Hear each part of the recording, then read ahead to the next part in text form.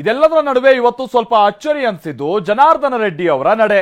ಯಾಕಂದ್ರೆ ಇವತ್ತು ಜನಾರ್ದನ್ ರೆಡ್ಡಿ ಬಿಜೆಪಿ ಕರೆ ನೀಡಿದ್ದಂತ ಪ್ರತಿಭಟನೆಯಲ್ಲಿ ಮಂಡ್ಯಗೆ ಹೋಗಿ ಭಾಗವಹಿಸಿದ್ರು.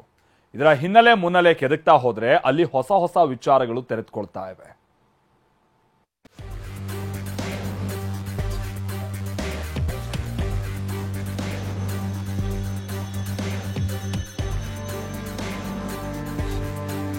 ಕಮಲ ಪಡೆಗೆ ಮರಳಿ ಸೇರಲು ರಾಜ್ಯ ಮಟ್ಟದಲ್ಲಿ ರೆಡ್ಡಿ ರೂಟ್ ಕ್ಲಿಯರ್.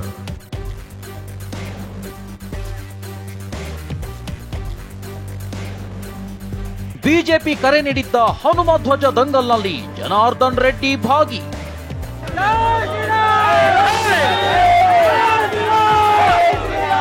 ಜಗದೀಶ್ ಶೆಟ್ಟರ್ ಬಿಜೆಪಿಗೆ ಸೇರಿದ ಬೆನ್ನಲ್ಲೇ ಮಾಜಿ ಸಚಿವ ಜನಾರ್ದನ್ ರೆಡ್ಡಿ ಸಹ ಮರಳಿ ಗೂಡಿಗೆ ಬರ್ತಾರೆನ್ನೋ ವಿಚಾರ ದೊಡ್ಡ ಮಟ್ಟದಲ್ಲಿ ಸದ್ದು ಮಾಡುತ್ತಿತ್ತು. ಅದರ ಮುಂದುವರಿದ ಭಾಗವಾಗಿ ಇಂದು ಇದೇ ವಿಚಾರದಲ್ಲಿ ಮಹತ್ವದ ಅಪ್ಡೇಟ್ ಸಿಕ್ಕಿದೆ. ಜನಾರ್ದನ ರೆಡ್ಡಿ ಬಿಜೆಪಿ ಸೇರ್ಪಡೆಗೆ ರಾಜ್ಯ ನಾಯಕರ ಮಟ್ಟದಲ್ಲಿ ಲೈನ್ ಕ್ಲಿಯರ್ ಆಗಿದೆ. ಆದರೆ ರಾಜ್ಯ ಘಟಕದ ಪ್ರಸ್ತಾವನೆಯನ್ನ ಹೈಕಮಾಂಡ್ ಓಕೆ ಮಾಡಿಲ್ಲ ಅನ್ನೋ ಮಾಹಿತಿ ಸಿಕ್ಕಿದೆ. ಬಿಜೆಪಿಗೆ ಮರಳಿ ಹೋಗಲ್ಲ ಅಂತ ಹೊಸ ಪಕ್ಷ ಕಟ್ಟಿದ್ದ ಜನಾರ್ದನ್ ರೆಡ್ಡಿ ಬದಲಾದ ಸನ್ನಿವೇಶದಲ್ಲಿ ಬಿಜೆಪಿಗೆ ಮರಳೋದಕ್ಕೆ ಸಕಾರಾತ್ಮಕ ನಿಲುವು ಹೊಂದಿದ್ದಾರೆ ಅಂತ ಗೊತ್ತಾಗಿದೆ. ಮಾಜಿ ಸಿಎಂ ಬಿಎಸ್ವೈ ಈಗಾಗಲೇ ರೆಡ್ಡಿ ಜೊತೆ ಮೊದಲ ಸುತ್ತಿನ ಮಾತುಕತೆ ನಡೆಸಿದ್ದಾರೆ. ವರಿಷ್ಠರು ಒಪ್ಪಿಗೆ ಕೊಟ್ಟ ಬಳಿಕ ರಾಜ್ಯಾಧ್ಯಕ್ಷ ವಿಜಯೇಂದ್ರ ಮಾತುಕತೆ ನಡೆಸುತ್ತಿದ್ದಾರೆ.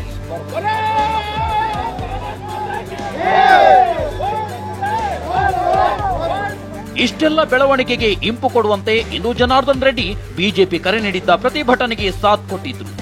ದೂರದ ಗಂಗಾವತಿಯಿಂದ ಮಂಡ್ಯದ ಹನುಮ ಧ್ವಜ ಪ್ರಕರಣದ ಕೇಂದ್ರ ಬಿಂದು ಮಂಡ್ಯದ ಕೆರೆಕೋಡಿಗೆ ಆಗಮಿಸಿ ಪ್ರತಿಭಟನೆಯಲ್ಲಿ ಭಾಗಿಯಾದರು. ಅಷ್ಟೇ ಅಲ್ಲ, ನೇರವಾಗಿ ಕಾಂಗ್ರೆಸ್ ಸರ್ಕಾರದ ವಿರುದ್ಧ ಗುಡುಗಿದ್ರು. ಇವತ್ತಿನ ರಾಜಕೀಯ ಬೆಳೆ ಬೇಯಿಸ್ಕೊಳ್ಳೋದಕ್ಕೋಸ್ಕರನೇ ಕೆಲವರು ಮಾಡ್ತಾ ಇದ್ದಾರೆ ಅನ್ನೋದು ನನಗೆ ಯಾವುದೇ ಒಂದು ರೀತಿಯಲ್ಲೂ ಕೂಡ ಕಂಡು ಬರ್ತಾ ಇಲ್ಲ.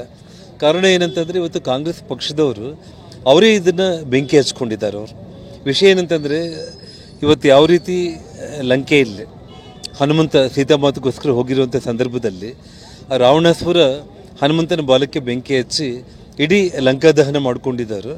ಆ ರೀತಿ ಕಾಂಗ್ರೆಸ್ ಪಕ್ಷದವರು ಇವತ್ತು ಹನುಮದ್ ಧ್ವಜಕ್ಕೆ ಕೈ ಹಾಕೋದ್ರ ಮೂಲಕ ಇಡೀ ನಮ್ಮ ಕರ್ನಾಟಕ ರಾಜ್ಯದಲ್ಲಿ ಮತ್ತು ಇಡೀ ದೇಶದಲ್ಲೇ ಕಾಂಗ್ರೆಸ್ ಪಕ್ಷ ದಹನ ಮಾಡಿಕೊಳ್ಳುವಂಥ ಸ್ಥಿತಿಗೆ ಕೈ ಹಾಕಿ ರಾಜಕೀಯಕ್ಕೆ ಕೈ ಹಾಕಿರೋದು ಕಾಂಗ್ರೆಸ್ ಪಕ್ಷ ಅನ್ನೋದು ಸ್ಪಷ್ಟವಾಗಿ ಮೇಲ್ನೋಟಕ್ಕೆ ಕಂಡು ಬರ್ತಾ ಇದೆ. ಬಿಜೆಪಿ ನಾಯಕರು ಕೆಆರ್ಪಿಪಿ ಪಕ್ಷದ ಜೊತೆ ಮೈತ್ರಿಗಿಂತ ಪಕ್ಷವನ್ನ ವಿಲೀನಗೊಳಿಸಿಕೊಳ್ಳಲು ತೀವ್ರ ಉತ್ಸುಕರಾಗಿದ್ದಾರೆ. ಆದರೆ ವಿಲೀನಕ್ಕೆ ರೆಡ್ಡಿ ರೆಡಿ ಇಲ್ಲ. ನರೇಂದ್ರ ಮೋದಿ ಅವರನ್ನ ಪ್ರಧಾನಿ ಮಾಡುವುದು ನಮ್ಮ ಗುರಿ ಎಂದಿರುವ ಗಣಿ ಧಣಿ ನಾನು ಒಂದು ಹೆಜ್ಜೆ ಮುಂದೆ ಬಂದಿದ್ದೀನಿ, ಇನ್ನೊಂದು ಹೆಜ್ಜೆ ಇಡೋದು ಬಿಜೆಪಿಯವರಿಗೆ ಬಿಟ್ಟಿದ್ದು ಅಂತಾರೆ. ನಾನು ದೇಶದ ಹಿತದೃಷ್ಟಿಯಿಂದ ಮೋದಿಜಿಯವರ ಪರವಾಗಿ ನಾನು ಅವರಿಗೆ ಬೆಂಬಲ ಕೊಡೋದಕ್ಕೆ ಕಲ್ಯಾಣ ರಾಜ್ಯ ಪ್ರಗತಿ ಪಕ್ಷ ಒಂದು ಹೆಜ್ಜೆ ನಾವು ಮುಂದಕ್ಕೆ ಬಂದಿದ್ದೀವಿ. ನಾವು ಸೊ ಬಿಜೆಪಿ ಪಕ್ಷ ಕೂಡ ಮುಂದಕ್ಕೆ ಬಂದಾದಲ್ಲಿ ಹೊಂದಾಣಿಕೆ ಮಾಡಿಕೊಳ್ಳುವಂಥ ಕೆಲಸಕ್ಕೆ ನಾನು ಇದ್ದೇನೆ. ಬಿಜೆಪಿ ನಾಯಕರ ಜೊತೆ ಲಕ್ಷ್ಮಣ್ ಸವದಿ ಓಡಾಟ ತೀವ್ರ ಕುತೂಹಲ. ಜಗದೀಶ್ ಶೆಟ್ಟರ್ ಬಿಜೆಪಿಗೆ ಘರ್ ವ್ಯಾಪ್ಸಿ ಮಾಡಿದ ಬೆನ್ನಲ್ಲೇ ಶಾಸಕ ಲಕ್ಷ್ಮಣ್ ಸವದಿ ಬಿಜೆಪಿಗೆ ಹೋಗ್ತಾರೆನ್ನೋ ಚರ್ಚೆ ಎದ್ದಿತ್ತು. ಇದರ ಬೆನ್ನಲ್ಲೇ ಲಕ್ಷ್ಮಣ್ ಸವದಿ ಬಿಜೆಪಿ ನಾಯಕರ ಜೊತೆ ಓಡಾಡ್ತಿದ್ದಾರೆ.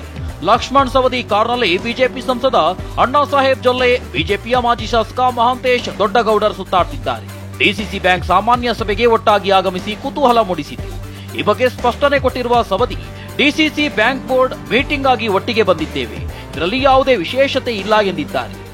ರಮೇಶ್ ಕತ್ತಿ ಬಿಜೆಪಿ ಇರ್ಬೋದು, ನಾನು ಕಾಂಗ್ರೆಸ್ ಇರ್ಬೋದು, ಇಲ್ಲಿ ಪಕ್ಷಾತೀತವಾಗಿ ನಾವು ಸುಮಾರೊಂದು 30-35 ವರ್ಷದಿಂದ ಇಲ್ಲಿ ಪಕ್ಷಾತೀತವಾಗಿಯೇ ಇಲ್ಲಿ ನಡ್ಕೊಂಡು ಬಂದಿರತಕ್ಕಂಥದ್ದು. ಹೀಗೆ ಲೋಕಸಭೆ ಚುನಾವಣೆ ಹೊತ್ತಿಗೆ ರಾಜ್ಯ ರಾಜಕಾರಣದಲ್ಲಿ ಅದಲು ಬದಲು ಆಟಗಳು ತಾವು ಪಡ್ಕೊಳ್ತಿವೆ. Bureau report, ಟಿವಿ9.